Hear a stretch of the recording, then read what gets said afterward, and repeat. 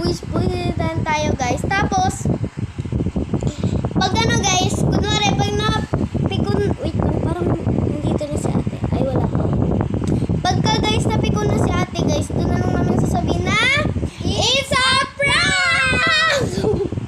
So, let's start game. Kasi guys, nakakatakot yung ate ko guys pag nanggigil, no? So, let's go na guys! So, ayan guys. Ayan, di pa daw siya handa guys. Di kasi siya marunong umakti. Uy, kutisan natin na